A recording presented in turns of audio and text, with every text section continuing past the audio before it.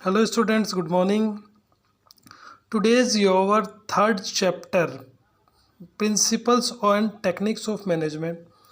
आज आपका जो चैप्टर है चैप्टर नंबर थर्ड है और आज आपके चैप्टर का जो नाम है प्रिंसिपल्स ऑफ मैनेजमेंट या principles and techniques of management, दोनों एक ही बात हैं. These principle of management and techniques of management using all over the world for increasing the efficiency of the production. जैसा कि principles of management and techniques of management के बारे में अपन जानते हैं, तो ये प्रिंसिपल्स एंड टेक्निक्स पूरी दुनिया में काम में आती हैं. किस लिए काम में आती हैं? कि बिज़नेस की एफिशिएंसी को इंक्रीज़ करने के लिए. जैसे principles and techniques of management में बहुत सारे लोगों ने, अलग अलग रिसर्चर्स ने techniques the, but Henry fuel और एफ.डब्ल्यू. टेलर हैं, इन लोगों की जो टेक्निक्स है वो सबसे ज़्यादा अच्छी मानी जाती है. तो फर्स्ट ऑफ ऑल अपन आज जो बात करेंगे वो हेनरी फ्यूल के जो 14 प्रिंसिपल्स हैं उनके बारे में बात करेंगे. आज के सेशन में अपन डिस्कस करेंगे कि प्रिंसिपल ऑफ मैनेजमेंट है क्या, ये किसके थ्रू दिया गया है और इसके नाम कौन कौन से हैं. जैसा कि ये जो प्रिंसिपल्स ऑफ जो मैनेजमेंट है ये हेनरी फ्यूल के थ्रू दिया गया है. इसमें 14 प्रिंसिपल्स हैं. वर्बली मैं आपको आज ओनली नाम बताऊंगा और आने वाले जो भी सेशन है उसमें मैं आपको वन बाय वन सबका डिस्क्रिप्शन बताऊंगा. सो थोड़ा सा अपन इसको पढ़ लेते हैं, उसके बाद इसको मैं समझाऊंगा आपको.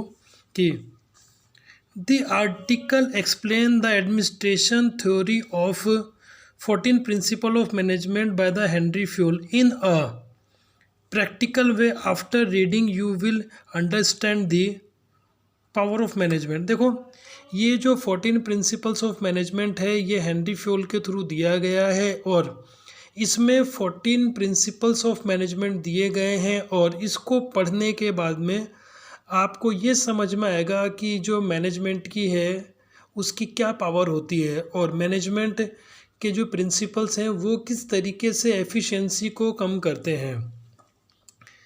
The 14 principle of management statement based on the fundamental truth. ये जो 14 प्रिंसिपल्स हैं ये फंडामेंटल ट्रूथ के ऊपर बेस्ड है, मतलब ये एक सच्चाई है.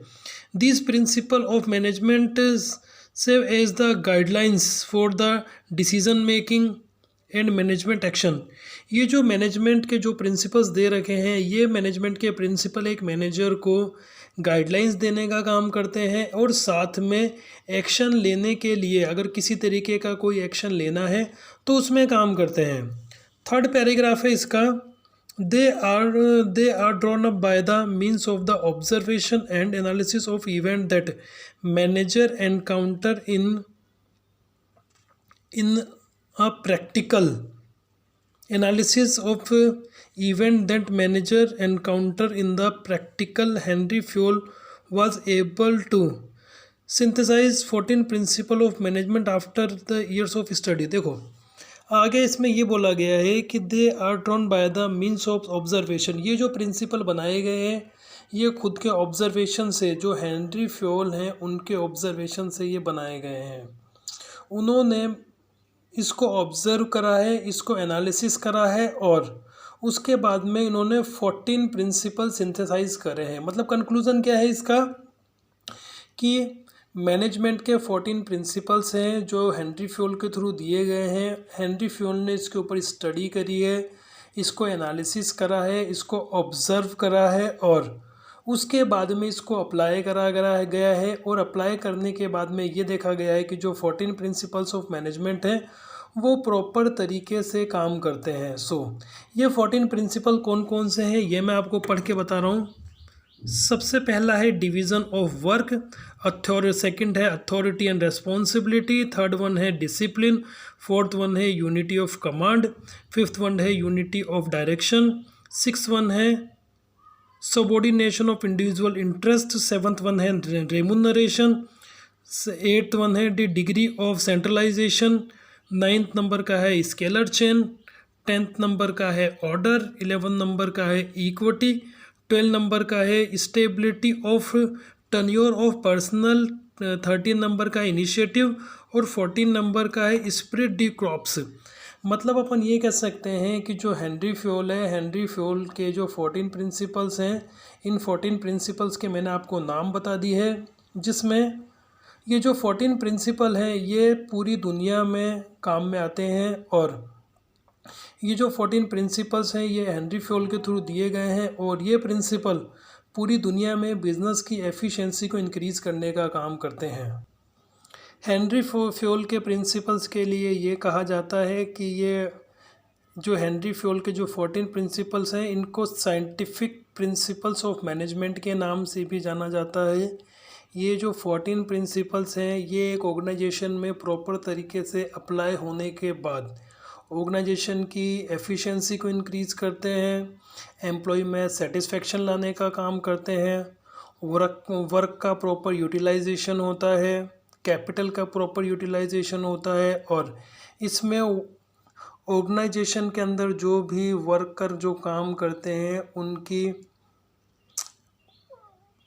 उनकी ऑब्जर्वेशन, उनकी पसंद के अकॉर्डिंग, उनकी एक्सपर्टाइज के अकॉर्डिंग, उसकी स्पेशलिटी के अकॉर्डिंग ये वर्क काम करने के लिए इसमें दिया जाता है। So the principle of management given by the Henry Fayol, and this principle based on observation, experimentation, these principle based on fundamental truth, these principle also on based on study of various years।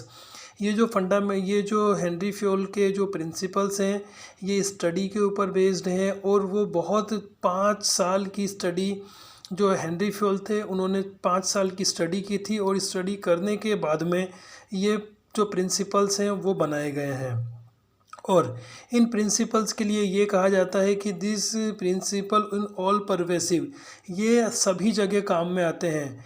ये एक school में काम में आएंगे, hospitals में काम में आएंगे, पॉलिटिक्स में काम में आएंगे, गवर्नमेंट में काम में आएंगे, डिफेंस में काम में आएंगे, एंड नॉन बिजनेस ऑर्गेनाइजेशन, जो नॉन बिजनेस ऑर्गेनाइजेशन हैं उनमें काम में आएंगी। और इसके अलावा जो स्मॉल इंडस्ट्रीज़ है उसमें भी काम में आती हैं, बड़ी इंडस्ट्रीज़ है उसमें भी काम में आती हैं। But the principle based on the application of situation of the work, ये जो प्रिंसिपल्स हैं इनके लिए ये भी कहा जाता है कि ये सिचुएशन के अकॉर्डिंग अप्लाई होती हैं। अगर कोई छोटी ऑर्गेनाइजेशन है, स्मॉल ऑर्गेनाइजेशन है, उसमें भी अप्लाई होंगी। बड़ी ऑर्गेनाइजेशन में अगर मैनेजर होगा वो अपनी ऑब्जर्वेशन के अकॉर्डिंग, सिचुएशन के अकॉर्डिंग वो इनको अप्लाई करता है।